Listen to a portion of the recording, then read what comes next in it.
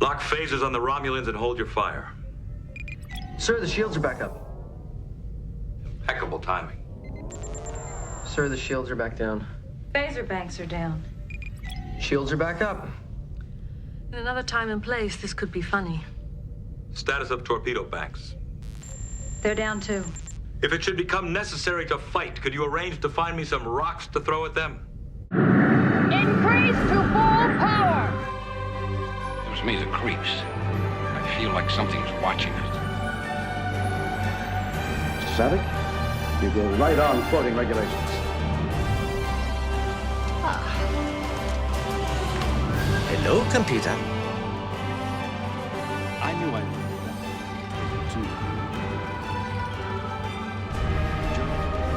You betrayed your uniform! Target their cargo hold. Time to take out the garbage.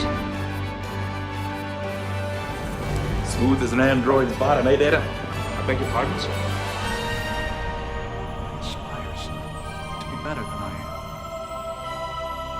Come on. It's gonna be fine. 5 years in space. God help me. This is the best day of my life! A phaser? You didn't use it? Swords are fun. Program complete. Enter when ready.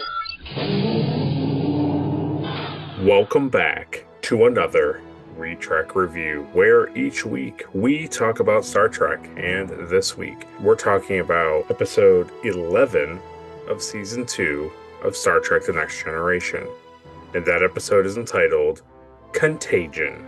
It originally aired March 20th, 1989. It was written by Steve Gerber and Beth Woods, both first-time writers for the show. It was directed by Joseph L. Scanlon, who had also directed The Big Goodbye and Skin of Evil. The synopsis for Contagion is: the Enterprise and a Romulan warbird are attacked by the same computer virus that has already destroyed one Federation starship of the same class as the Enterprise. We had additional guest stars this week. We had Thalmus Rasulala as Captain Donald Varnley. Thalmus sadly died like a couple of years after this came out. Oh. But he had been in a number of, I think, what they call black exploitation films. Oh, yeah. Probably most notably that people would know, he played Dr. Gordon Thomas in Blackula. Wow. That's pretty funny. Yeah. Then we had Carolyn Seymour as Taurus. Yeah. She's been in a ton of stuff. She's a character actor who's been in pretty much anything famous from like the 70s onward. And probably most notably, she plays the evil Leaper in Quantum Leap. Oh. And she voices multiple characters in like Star Wars video games, like Knights of the Old Republic. Gotcha. But I think probably the most notable characters that she voices that people would know from video games is Mass Effect. She voices Dr. Karen Chakwas, and Gears of War, where she voices Queen Mira. Nice. That's cool. Then we had Dana Sparks, who played Williams, which was the tactical officer up at the top. Oh, yeah. She's a character actor, but she probably most notably played in Melrose Place. Cole Meany as Miles O'Brien, and Folkert Schmidt as the doctor that Pulaski talks to briefly. He wasn't in a ton of stuff. Yeah. Kind of a small character actor. He got to get yelled at by Pulaski. That was it. He certainly did. That is cool. Yeah, so that was the introduction of the episode. But before we go on to supporters of the channel, let's go over to Caleb and ask Caleb what he thought of the episode. I am not a fan of this episode. No. I don't know if it was just my mood. but I was kind of felt kind of bored. Okay. There's stuff in it that was cool, but it just kind of felt all over the place to me. Yeah, it just felt like a lot of stuff would be like, oh, well, we got to do this thing. And it was like, yeah, but we don't know about this thing. And then it was like, well, but now we're on this planet. We don't know anything about this language. Like, well, I can shut it down. It's like, why? How is this happening? I don't know why, but I just wasn't I wasn't a big fan of it. Also, too, it's just kind of like season one ends with the Romulans being like, well, we're back and we're not taking any prisoners. And then it's like finally this episode, like they show Romulans and they're just like kind of fine with the Enterprise being in neutral space. It's like not a big deal, really. Yeah, so I don't know. I'm gonna give it just a Roddenberry this week because there are parts of it that I enjoyed, but the overall story I didn't love. Oh, okay. Yeah, that's really fascinating, actually. I know I'm probably wrong, but that's how I feel. You know how I judge it too is that usually like in bed at night, like McKenna will have the TV on and I'll like watch it on my phone. And I spent more time like seeing what was going on the TV than on my phone. Yeah. But I don't know. Maybe I just wasn't in the mood last night, but yeah, maybe. I don't know. We'll that's see. how I feel. And the show's about me, so there you go. Hey, that's what it's all about. Yeah.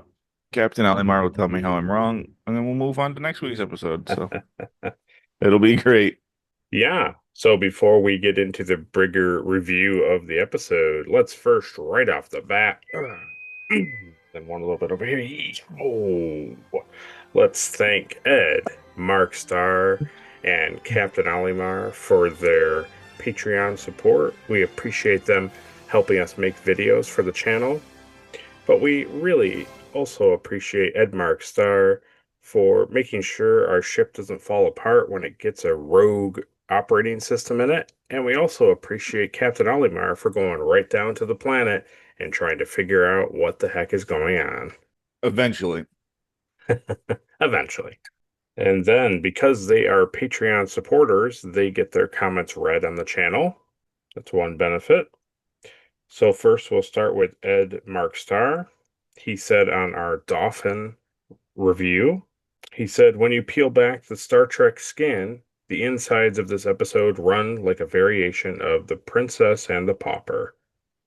Yeah. A sci-fi fairy tale can pass as a single episode fling, but I suspect there may be Star Trek fans that only want fairy tales, romance, or romantic comedy. There's nothing wrong about this, but the Dolphin sets the wrong tone. It needs refining to fit within Star Trek, but that finishing touch just isn't there. I find the Dolphin weak among the season 2 offerings. No popcorn award for anyone. Ooh. That's good. Don't leave it like this, Wesley. Totally. Absolutely. And then Captain Olimar said on the same review, he says, when Data takes over command of the Enterprise, it's kind of like putting your Tesla into autopilot. That's a quote from his brother, apparently. That's funny. He says, this episode wasn't the best, not gonna lie, guys. Give it a Roddenberry. I get the impression Will doesn't like it. Maybe he should rate it too. Don't want to step on Caleb's thunder, perhaps. And no, I didn't like it. I probably would have given it like a Kazenti or 2 Kazentis, probably. That's Yeah, you kind of made it. You made it known that you yeah. are a big fan of it. Anyways, on to what I liked. I laughed a lot watching this episode, but I don't think it was always intentional on the show's part. Yeah, right. Worf Probably is not. Worf is hilarious, and I liked him screaming a lot. Great scene out of context. Yep, that scene was very funny. Yeah. Riker and Whoopi flirting was funny, but I agree it went on too long. But yeah, I was not a fan of that scene, but Caleb liked it. Jordy has no advice to give Wesley because he's never loved anything but the warp core. Yeah. Even in season 1, that's all he loved was the warp core. Which is He very, just very didn't know true. it yet. He didn't know. Chewbacca showing up was unexpected and probably copyright infringement. Yeah. That scene where love interest girl talked to an Ewok, then a random girl confused me too. I had no Yeah. idea it was the old lady. Good job, show. You know. Yep. Thanks for explaining it. The creatures are straight out of TOS, and I get why Caleb enjoys them, but we're doing things a bit different now. We're trying to be good, Yeah. as he says. Trying to be good. Wow. Yeah, I know. And that you said in trivia, that's what like the director of that episode was like, hey, so don't show those on screen like for a long period of time. Yeah. I think they probably had long sequences, and he was like, no, we're gonna cut No, this no, up. no, no. Yeah, cut that like 3 minutes. Well, that means they're only Yeah. gonna be on screen for like 11 seconds. He's like, that's enough. That's plenty. That's like, but they had that problem with the original Xenomorph too. True, that's true. Yeah, everything was like, don't show it with full light and everything. Yeah. Yeah. Yeah. But you know, that's what you should do with like a horror movie anyway. Like you shouldn't be on screen very long. That's what made Signs so like scary was like you barely saw the alien. Yeah, true. Then he says, I love you, Worf, but you're starting to look really weak compared to all the threats we're facing here. Yeah. Yeah, that's true. Yeah. Pretty sure there's a interview with Michael Dorn where this is what was happening to him was he was constantly getting beat up in every single episode, and he went to Gene Roddenberry and was like, what is happening here? Like, why am I constantly getting beat up? And he's like, well, you're a security officer. And he's like, yeah, I get it, but like, isn't my character like a Klingon? Like, he's battle ready and like strong. He's like, yes, and that's why we have things beat you up to show like how powerful they are because you're getting beat up. Yeah. And he's like, but isn't That's Data? stupid. He goes, but isn't Data the strongest thing on the ship? Like, why aren't they beating up Data? And then Gene Roddenberry said, get out of my office.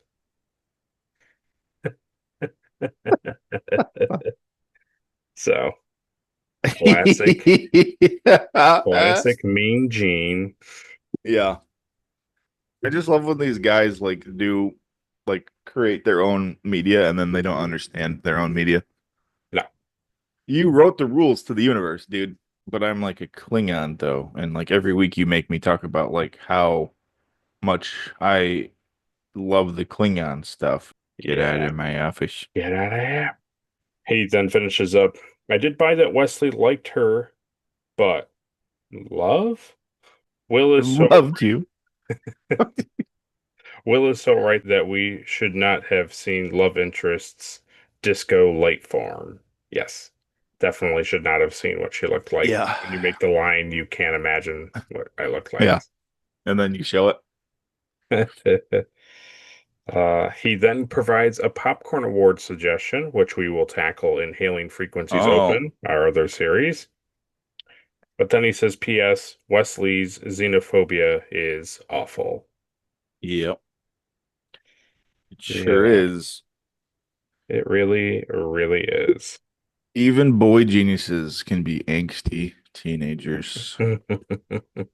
Well, we thank Ed Markstar and Captain Alimar for their comments that we can read during the podcast.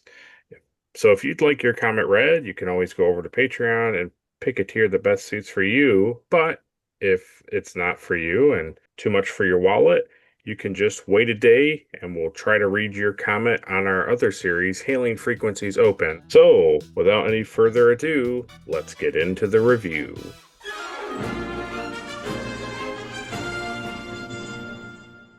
So I thought that the Yamato schematics on Picard's monitor were with like all the alert marks was kind of sweet, actually. I like that. Yeah, that was cool. I also liked when they got them on the main screen. I enjoyed seeing like the Yamato kind of like ravaged. I thought that was fascinating. Like when he's sitting in the chair and all the stuff behind him is like pulled up, like all the circuits. Destroyed him. Yeah. I enjoyed like the interference on the video. I thought that was a cool Yep. like way to show it. Yeah. We get a name drop of a species, the Iconians, Iconians. that don't disappear in Star Trek lore, which is nice. Okay. Picard studied them from when he was a small boy. Small little boy. He knows everything about them. Yep. So that's handy. Yeah. I like that they kind of went on to explain that, he studied archaeology at the academy and like that's kind of his thing. No, I enjoy that too. I just wish that like his office would like express that a little bit more. And I do, and I do You agree know? with you, and I feel like the show does as it goes on. Oh, okay. Like they don't kind of drop the archaeology thing. They don't really drop that. Yeah. Well, that's cool. Yeah. It just is funny that he's like, oh yeah, I studied archaeology. I really enjoy archaeology, and then his office is like plain walls and a fish tank. Like, Totally. oh I totally agree. I mean, you don't also get to see a lot of his quarters too, but yeah, I totally agree. but it's also funny too, like because that's an interesting concept that like what they would be doing for like archaeology would be like our timeline buildings and stuff, Mm-hmm. like our society. Yeah. Really any, I bet really any alien Yeah. society that doesn't exist anymore, or at least past even like Vulcan archaeology and Andorian. Well, yeah, that would be cool. Yeah. Yeah. I thought the Yamato like exploding was pretty intense. I thought that was a pretty Yeah. decent way to open up the show. I thought they set it up really well. Like you didn't really 100% think that that's what was going to happen. No. No, I didn't expect it to blow up like that. There's like a shot that I think they did for the remaster, I think. I don't think it was in the original thing. Maybe it was.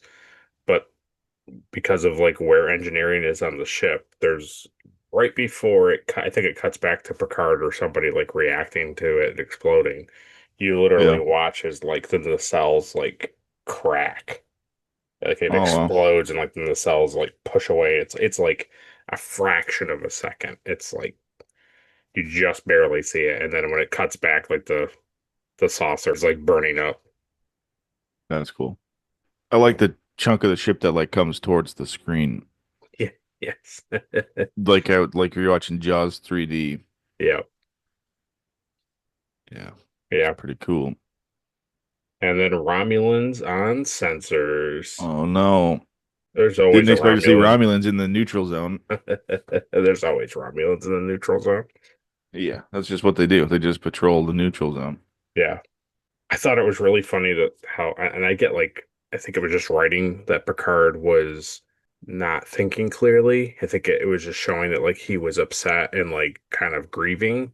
But I thought his argument to Taris, the Romulan subcommander, was kind of his argument had no strength to it. He had no place of strength because like he's like, what are you doing here? Your presence is illegal in the neutral zone. And she's like, You're in the neutral you're in zone. the neutral zone too. So it's kind of funny. And I wasn't sure if like I had missed it in the episode. I tried to go back and kind of watch it, but I also didn't want to like restart the episode. But like he says, like, did you destroy the Yamato? And she's like, no. And if we were going to, we would have done more than just blow up one ship. Yeah. And I was like, how does she like, wouldn't the word Yamato mean like nothing to her? Like she might know it was like he was saying a ship name, but like how would she really know? I guess maybe she saw it on sensors, but they I don't don't really know. like Yeah. explain like how she knew what the Yamato was. At least I didn't catch it if they did. No, it's just implied that like they've been, invisible the whole time and watched what was happening is how I interpreted it. Must have been. I also thought it was very interesting, and I really enjoyed Picard watching the logs of Captain Varley. Yeah. That was really cool. Like, It was very like Fallouty. yes, where they're like, like searching by keywords, and then like they were full clips and not just like I don't know. I enjoyed the fact Yeah, they that were it just cool. wasn't like him reading text and then being like, and then going to another room, like cutting to another room, and he's like explaining everything. It's like you actually got to hear that actor like talk and Yeah. give Yeah, it more was cool. context. Yeah. Was there a scene that explained that like they beamed over all the information from from the Yamato Yeah. like before it blew up like quickly? Well, that's why they had the logs and Yeah. everything. Yeah. Because that for to me it was just like okay, so now Picard's watching these things like obviously they got from the Yamato, but Yeah. it's like when did he send them over? Like he must have transferred everything quickly. If it didn't, then they may Yeah. have just implied it when he was reading the logs. I thought they did though. Yeah. And it's also funny too because it's like the ship like is malfunctioning, so Hmm. it's pretty lucky that that stuff was able to send over. Well, that and like also like the viewer was working and things like that. Yeah. Yeah. Yeah, they play a little hot and loose with like what's breaking and what's not breaking kind of a thing. Yeah. Yeah, they do that a lot with stuff though. I thought the Iconian history was interesting about when Wesley comes in and he's like trying to understand like what the Iconians were and Picard like explaining that like they may or may not be warlike people. Like it's hard to know if like finding their things on other worlds could indicate that they are like conquerors and things of that nature. Yeah. I thought that was like interesting. Yeah, I like that. I thought that was cool. I But we like get when the Picard walks into the door. oh yes. Yes, yeah. He walks into the door and he's just like, okay. Then he went I like the idea that he walks out and then he like looks back at it and he's like, okay. Yeah. That's weird. But we get the famous thing. He says tea Earl Grey hot. Yeah, he does. He doesn't But get it though. we get the plant instead. Yeah. So he said it, but we haven't seen it full Yeah. cycle. I was gonna say this feels like it's the first time he's said that line. Yeah, it is the first time. Yeah. Yeah. That's funny. And then the other thing that really made me laugh was immediately like him and Picard are going like back and forth on like what's going on with the ship and like he needs more time and Picard's like you don't like time is not something I can really offer you and you got to figure it out like we can't we I don't know it's like basically we don't want to be like the Yamato, we don't want to explode. He's trying to like figure it out and all this stuff and then right as he puts together that like the Iconian probe that the Yamato originally found that's coming up from the planet is like gonna that like that Hmm. thing is gonna be the cause of destroying the Enterprise. He's like he the thing immediately cuts out and he's like he can't talk and then he runs to like the engineering turbo lift and it's like it Yeah. doesn't open and he's just like and then he goes and he's being thrashed about in the other turbo. Man, that Turbolift scene. Yeah, it's pretty good. It was pretty funny. And he's like, Doge "What?" got it. Doge got it. Yeah. Yeah, yeah. I thought it was really funny because it's just like, of course, it's inconvenient for drama, for intense drama. Yeah. Yeah, it has to be. Yeah. And they're like, oh, Jody, nice to see you on the bridge. He's like all bashed, his face is all smashed in from the turbo. Yeah. Yeah, I don't know. I thought that the way that they broke apart like how the Yamato exploded and how Picard was like that can't happen. They're like, well, it can, but it's like a series of highly improbable things would have to happen for that to happen. And Hmm. understanding that the Romulans like didn't destroy them and all of this like I don't know I enjoyed that like they didn't really let stuff just like linger they actually like explained what was happening in the episode. Yeah. It was a little opposite of what they normally do where they're just kind of like I don't know we have a computer problem it's like why it's like Yeah. I don't know we don't know why it's like They let it build and build and build, and then at the very end, they're like, oh, yeah, obviously it's not this thing.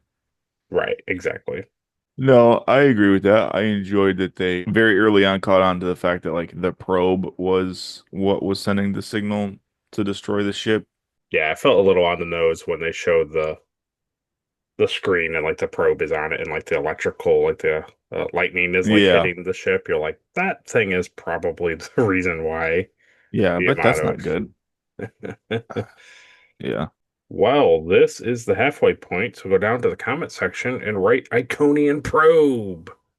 Ooh. We'll see what that does to your devices that you watch us on. We'll see what that does. Explode your tablet and your Yeah. personal computer.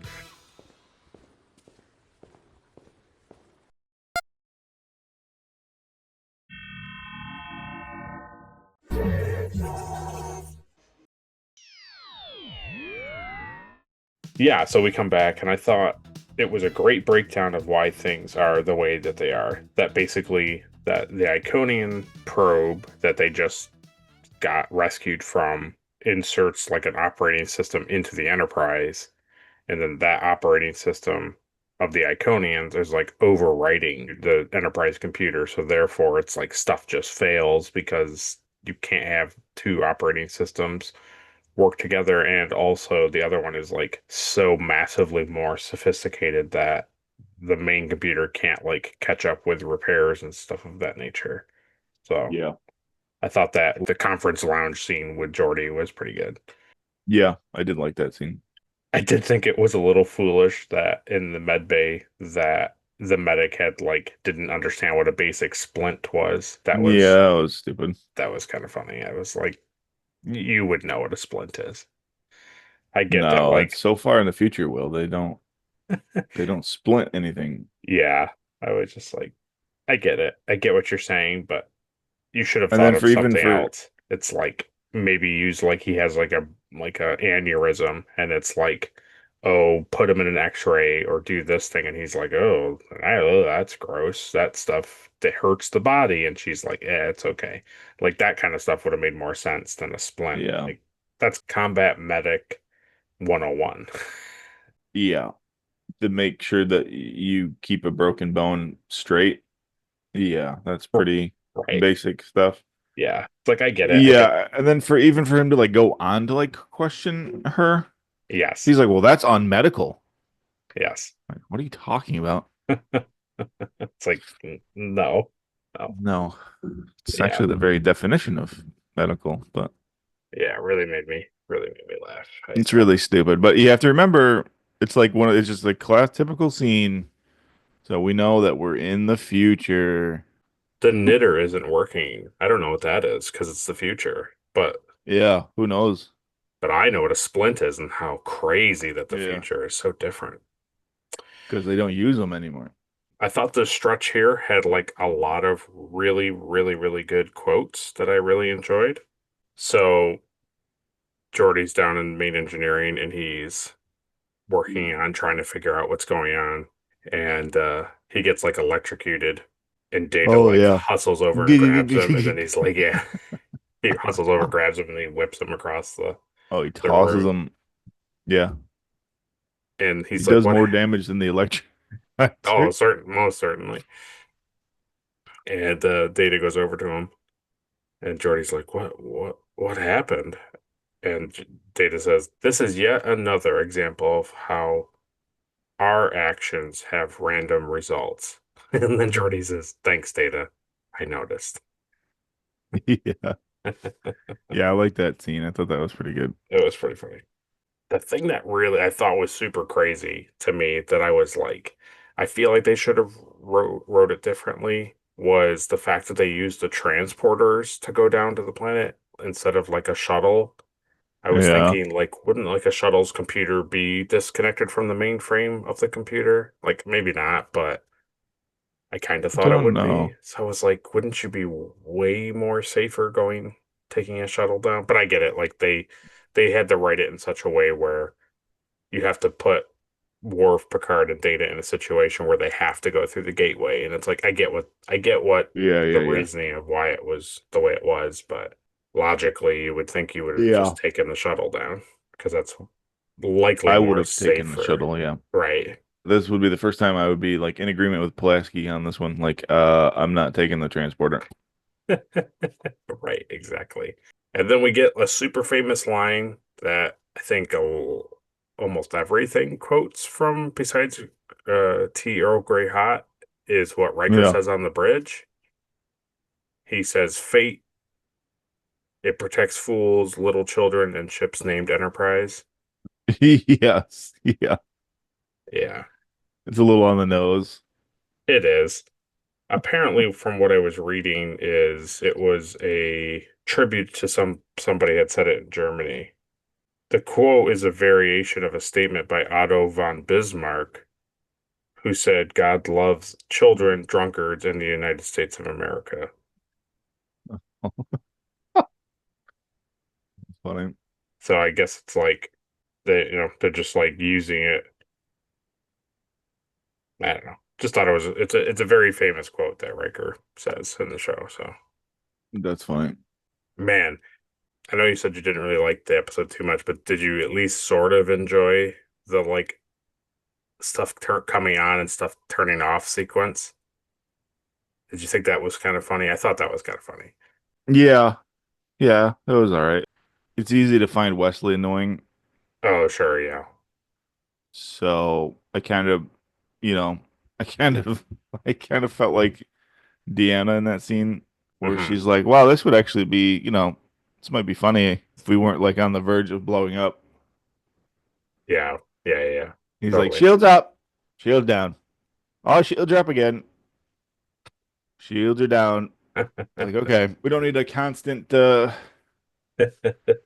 of what's happening with the shields. Like, Yeah. He also says another really great line at the end, towards the end of the scene. He goes, "If it should become necessary to fight, could you arrange to find me some rocks to throw at them?" I enjoyed that a lot. I do like that. I always like Riker in charge, Yeah, Riker's great. Oh, having some problems with your ship over there, huh? That's interesting. Yeah. I don't know. It's overall I just found the episode to be way more richer in what was going on than any of the other episodes that we've kind of watched. Interesting. I also felt like I was glad that Picard said something before he went down to the planet. Hmm. Because he's like, yeah, so I'm going down to the planet. And Riker's like, no. Like, Oh yeah, yeah. we've had this conversation like 100 times. And I was like, yeah, no kidding. Yeah. And Picard's like, yeah, I know. And we'll probably have it 100 more because I'm going to the planet.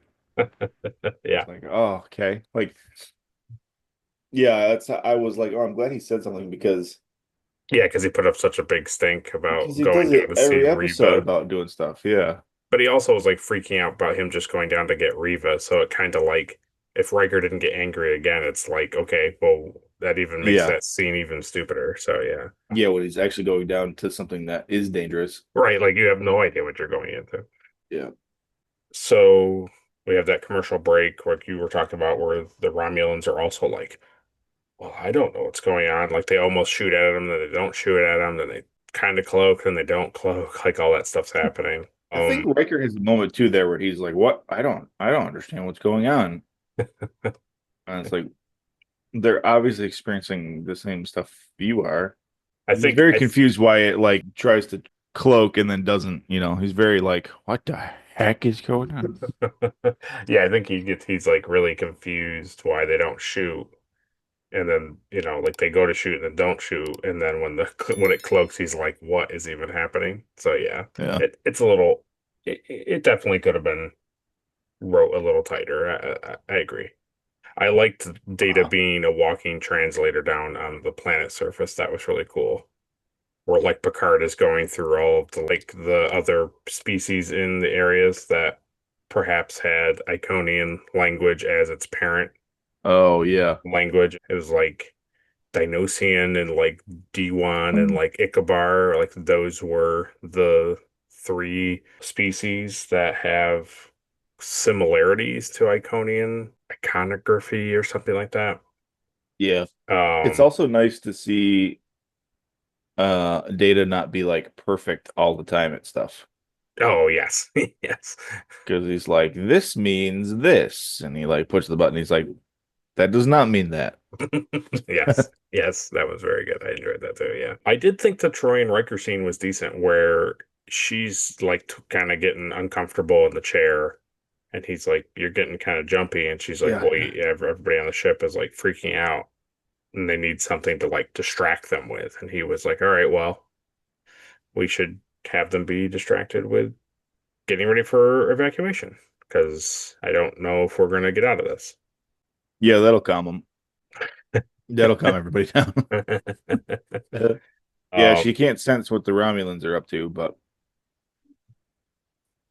she knows people on the ship are agitated. Well, she knows that they're also really kind of angry on the Romulan ship. Yeah. She does say something. She says something like They're Romulans. They're always it's angry. like That's their very thing. frustrated. Like she's very frustrated. Yeah. They're Vulcans with emotions. I mean, that's their that's their thing. That's their MO. Yeah.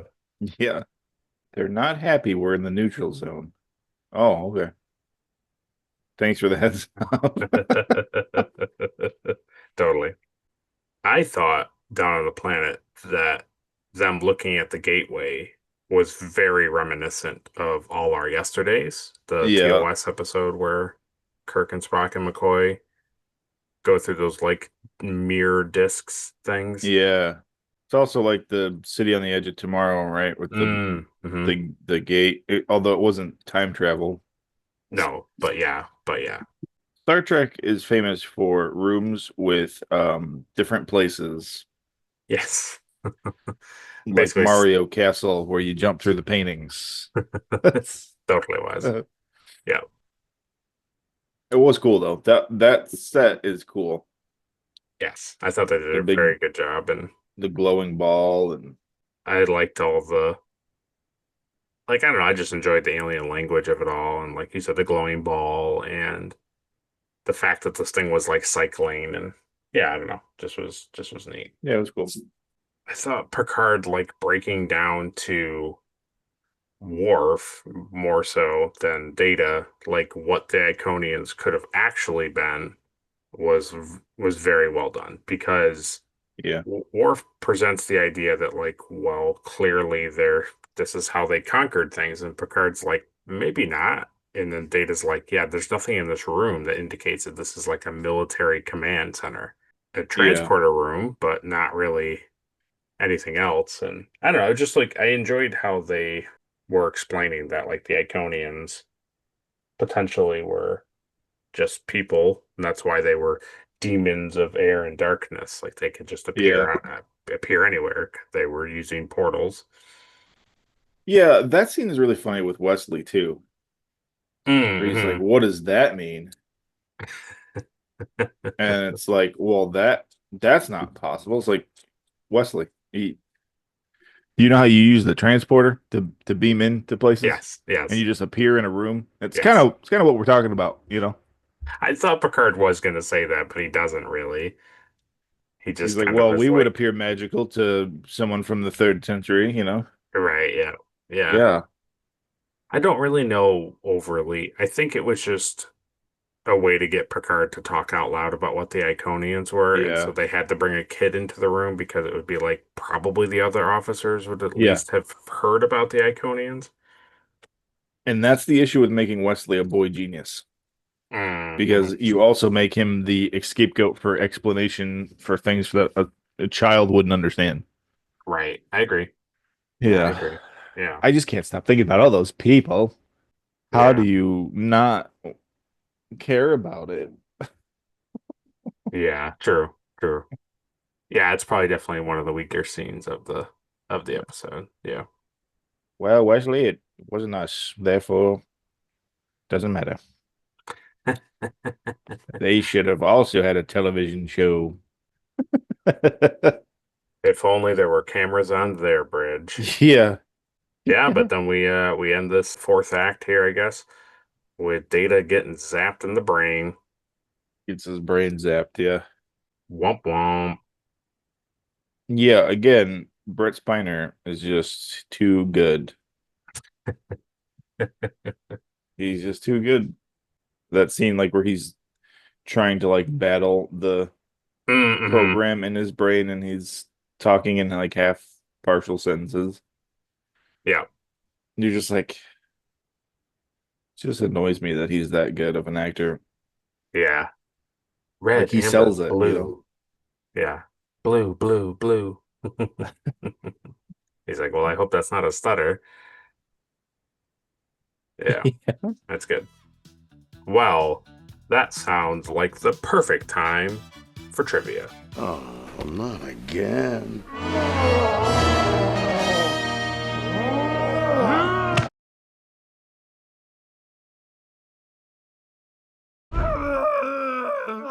All right, now you're overacting. So, this will help you maybe understand the writing process here. Mm-hmm. So, it says the change from typewriter to personal computer was both exciting and unnerving for writers, even writers of science fiction. They were excited by the new technology, but few of them knew what to ask for when they went into a computer store.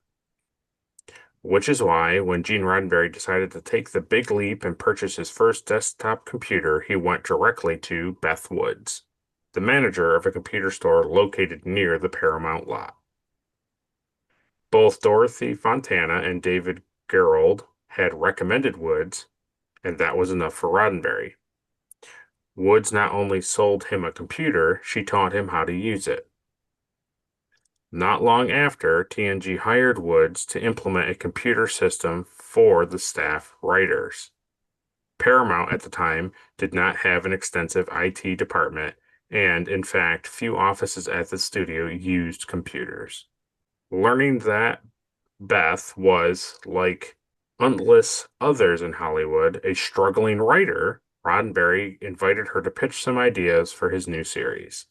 Beth had never sold anything for television, but she felt that her friend Steve Gerber, yet another person she'd met through her job at the computer store, might be a good collaborator. Steve wasn't exactly an unknown. He was a superstar in comic book circles, best known for creating cult favorite Howard the Duck, the comic Oh my character, God. not the movie, the comic character. Yeah. With stories appearing in imprints of virtually every U.S. comic publisher, Steve had more recently served as story editor on a variety of animated television projects, including G.I. Joe, Thundar the Barbarian, and the Transformers. He also was a longtime Star Trek fan. The writing team got a positive response to their pitch about the mysterious explosion of a Galaxy-class starship and the subsequent infection of the Enterprise computer system. Conversations with Roddenberry, as they were developing the script, generated an angle related to the ancient civilization of the long-dead Iconians, and in the process established Picard's passion for archaeology. Despite a few predictable tweaks made after they turned in their final draft, both writers were pleased with the result, except, ironically, for one thing: the way the Enterprise was quote-unquote cured of its computer malady. Simply rebooting, they explained, would likely have rebooted the virus as well. But they accepted that the in-house fix was much less complicated than their more technical appropriate solution. That's funny. So they basically wrote this really cool thing, and then I don't know. Obviously, other writers got their hands on it and Yeah. made it make sense to them because they didn't understand computer stuff. Yeah. They were Yeah. like, "Oh, we don't So how understand funny is that? anything." So How funny is that you have like people who like work with computers and like they write how this computer on the ship was fixed, and the writer's like, no, no, that's not how the Enterprise computer works. So what year was this when they were buying their first computer? yeah, Was it in the 80s? yeah, it's late 80s. It's 80, Wow. 89 maybe. Well, he said when they first happened, so it might have been 87, 86 maybe. And then she came and wrote on the show in 88, 89. Desktop computer. Yeah, I mean, you're talking like a Macintosh. Yeah. Like old computers. That's interesting. Yeah. So also kind of crazy It's that they were funny just like that computer store managers, like who wrote for the show. I like that. Yeah. Isn't that funny that it's like we think about computers and, I mean, our stuff is like phones and stuff now too, but it's like it really wasn't that long ago that like Mm, computer technology really became like mainstream for like yeah, households. right. Yeah, I mean it's almost like 40 years ago. Yeah, it's not terribly long ago. No, because it's like, you and I grew up going to school and like later in school we had like a computer class.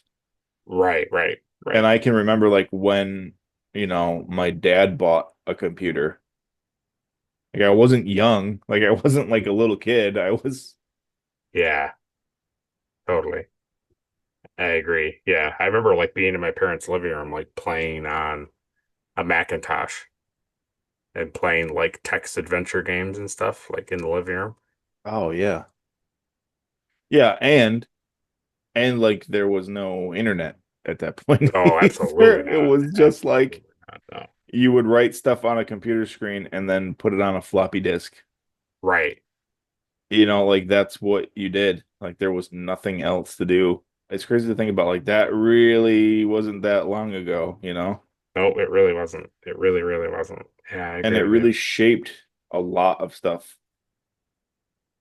Like there was no communicating with other parts of the world. I mean, it was like Yeah. whatever you saw on the news was happening over in different countries. Like that's really all you knew. But now it's like you can get on Reddit and Twitter and like talk to people from other places. It's crazy. So that's really funny to hear you say that. Like Roddenberry's like, well, we should write scripts on these new computer things. Yeah. Basically computer viruses and It's what's weird. like what are operating systems and all of these things. Yeah. It's weird that he's writing a show that that's all they do is use computers, and then like now he's like, well, I should probably get a computer for the office. Yeah. It is funny. Because you got to remember too, like back in the 50s and stuff, like bigger companies would have computers, but it would be a full floor, like one of the floors Yeah. in the high rise, like the whole floor would be all computer processors. It's an interesting thing. It's like the same thing when he was writing like in the 60s, like in the early 60s and like coming up with things that essentially are like cell phones and Yeah, things that like they didn't have and computers like personal computers and stuff like yeah. that stuff was decades from being a reality. And so it's Pretty kind of much the like only technology that we don't have from Star Trek are like full bore like replicators in this timeline. yeah, Everything yeah. else we have. 3D printers come close, but like a food replicator, Yeah, basically we're not replicators and like there. transporters are like not we're not really Yeah, close. right. Transporter is a Like big one. three like 3D printers are sort of getting to like replicator stage, like sort of, but Yeah, not overly. But yeah, because there can. transporters are not nowhere near close. No, I don't think anybody's even working on them. I know if you really want to stop, using gas and harmful chemicals for the planet, you would think like would be working on transporters. Yeah, so the next thing was staff graphic designer Michael Okuda said of the plot, Ooh. I thought it was exciting, but the level of computer technology was not quite as advanced as it will really be that far into the future. The idea of an information-based weapon of that kind was pretty good. I thought the computer would be a little more protected than it appeared, Hmm. which is true because we Yeah, were. that's true. I mean, worked out fine. Like the show is like decent, but it's like they are writing from the understanding of like 80s technology and it's like in just like we're talking about in just like 25 years like computer Yeah. technology changed like rapidly and wildly different, so totally makes sense. And I agree that like computers wouldn't operate the same way that they do like in the 80s, so where it's like, well, there's No. there's nothing you can do. Yeah. Well, that was trivia this week, so we can head back to the review.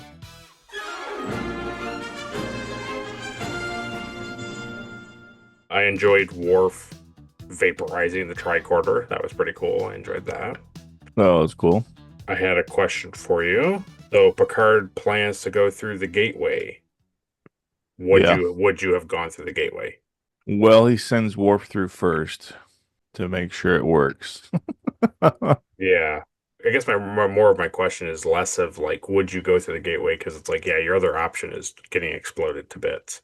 It's just more of like, Yeah. I don't know if I would have like stepped through on a location that like I had no idea where it was. Well, I feel like he could have timed it a lot better for starts. Yes. You know, it's like obviously they need to get him on the Romulan ship like for the show. Yes. Yes.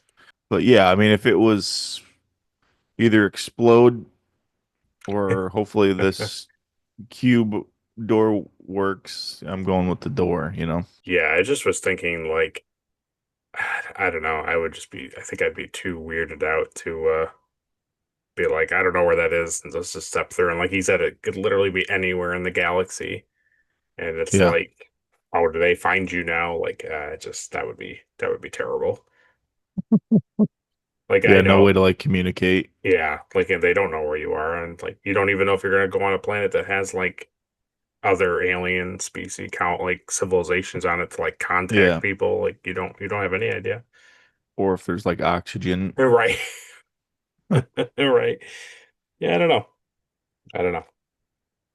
I think my anxiety would get the best of me, and I would just be like, "Come on, Enterprise! Come on, Enterprise!" And I would just explode in the room. I thought it was kind of funny that Worf appears out of nowhere on the bridge, and Riker's like, "What the heck?" And he's like, "We have to get data to engineering." And they're like, "All right, let's just go right into the turbo lifts that always work." And I was like, Yeah, no issues. "It's like, oh, okay, convenient." See, like, I don't know what their original writing for the episode was, and like, I'm not a giant computer nerd, but Yeah.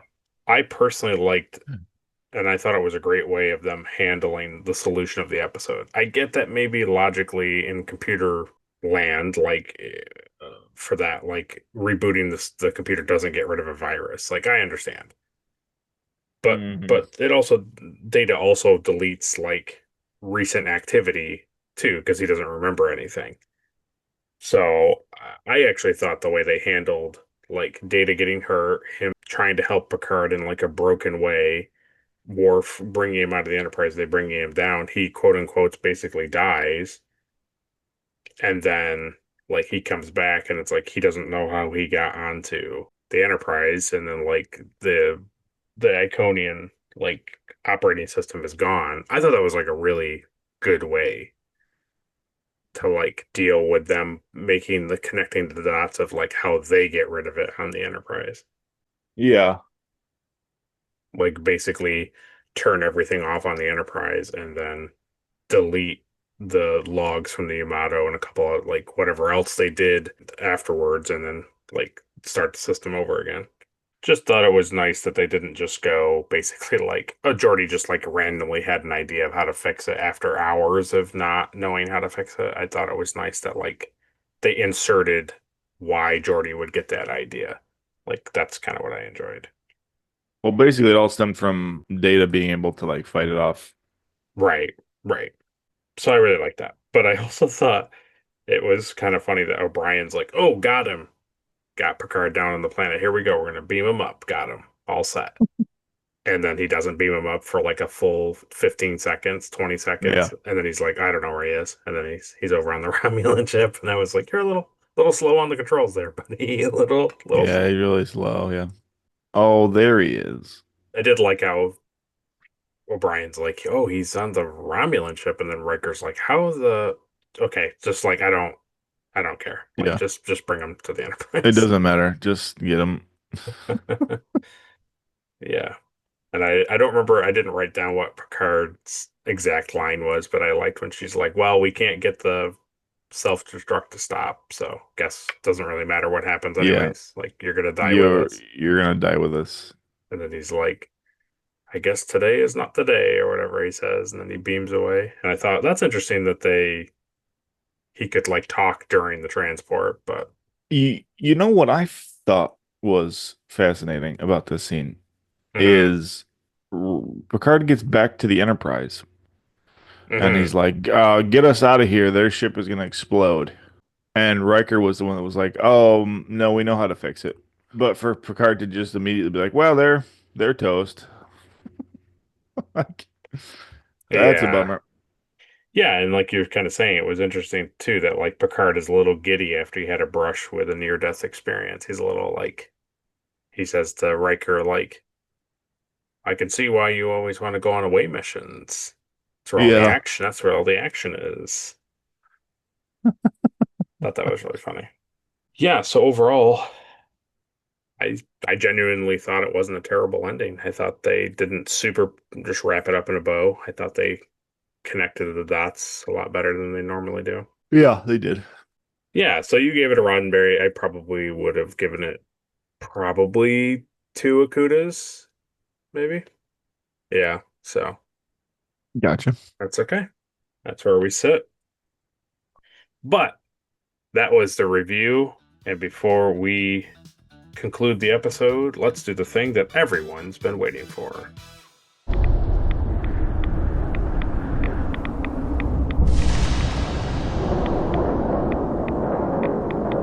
So, Caleb, who gets the Erica Ortegas Award for being the most unlikable? The Romulan captain. Okay, yeah, nice. I don't like her. That's all right. Yeah, that's okay. She is definitely not a character that that they wanted you to enjoy. Yeah, so good. Nice. No. Next is the Elizabeth Cutler Award for being the most forgettable character of the episode. I'm gonna say it's Wesley this week. Okay, yeah, fair enough. Wesley doesn't really do too much. But yeah, nice. No, not really. Okay, well, next is the Mugatu Award for the best alien of the episode. It's Worf this week. Nice, nice. He's the best. Maybe we just Have destroy you it. thought about blowing it up, shirt? Yeah, Worf. Yeah, he We makes did. a line. It's like, well, maybe they got over the technology hump of that they can fire while cloaked. And it's like, okay, but like let's not immediately jump to they're destroying everything. Shoot him. Shoot him. Shoot 'em. Next is the Trip Tucker Award for the MVP of the episode. It's gotta be Geordi. Okay, yeah, great. Yeah, there was a really good line at the end, right, where it's like, let's still leave the system and pull away from the Romulan ship in case their chief engineer isn't as proficient as our Efficient. Yeah. as Jordy. Yeah, it was good. Yeah. Plus he stops from being scanned in the very beginning, which would have been an end game. That's true. He had to get thrown So- around in the turbo lift. Yeah. So that's good. Next is the Spock Award for the best line of the episode. You know what? I'm gonna say it's Picard when he says Earl Grey I hot. thought maybe you would. Yeah. Nice. I thought Let's maybe do that one. Yeah. That's where it's at. Well, very good. It's a great line. Everybody will agree with you. Next is the Shran Award for the best action sequence. That's Geordi in the lift. Okay. Nice. Nice. I thought you were going to give it to the tricorder getting vaporized, but yeah, Jordy getting whipped around is very, very No, Geordi slamming into stuff is much better. good. Ah, please stop. I love stuff like that too because it's like you're experiencing this like just nightmare, Yeah. and then everyone else is like fine where you're going, Yeah, yes. and they're just like, "Oh, do you need something, Jordy?" Or he's just like, ah. It's like the scene from Ant-Man, right, where he's like freaking out Oh, yes, yes. And then he gets like big again, and he's like, "That was way scarier a minute ago." Yes. Yes, yes, yes. Yeah. Because even Pretty Picard good. later, too, after he blows up the probe, he's like, "Welcome to the bridge, Mr. LaForge." Yeah, Yeah. Very good. it's pretty good. Well, next is the NX award for some sweet ship stuff. I like the medical blanket. That's over the patient in the room. Yeah. That's Yep. hilarious, dude. That's That hilarious. like chrome. It's clearly like a space blanket or something, you know? Oh man, I totally thought it was going to be like the circuit boards on the Yamato, like behind the captain, that you were going to be like fascinated. Nope. No, it's the blanket. Med Bay blanket. All right. Yeah. Yeah. Next is the Porthos Award for the cheesiest thing of the episode. It's the Romulans' shoulder pads. That's what it is. Their shoulder pad uniforms. Yeah. Yeah. And Too much padding. too Yeah. much padding, too much gray, too much checkering. Gotcha. But you like Saiyan armor though. Saint armor is great. Yeah. Okay. Okay. It's supposed to be wacky. Yeah, yeah. And this Remember isn't armor, it's just that your sleeves are wide. Good. Very good. They don't need armor. They don't ever go to war or do anything important. So No, they just talk about it. They threaten it. yeah, they just threaten it constantly. Don't Very go in the good. neutral zone. We'll kill you. You better get out of the neutral zone, or we'll kill you. Or we'll start a war. You better get off our ship, or we'll kill you.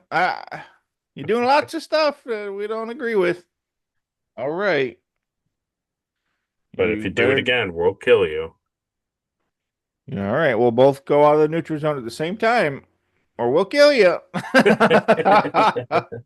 Yeah. Yeah. All right. You've See you later. You've summed up the Romulans in Yeah. one sentence. Yeah, I've pretty much got it. Stop doing that thing, or we'll kill you. We'll kill you. Yeah. Hey, don't do that thing again, or we'll kill you. Or we'll kill you. Yeah. Yeah, I've got it. I've got it. You figured it out. Yeah. Plus, I know that in this series, like the Borg are coming also, because like that's the thing that I remember. Sure. That seems like maybe the Romulans aren't as big a threat as they want them to be. Oh, they're a huge threat. Yeah. If they become Borgs.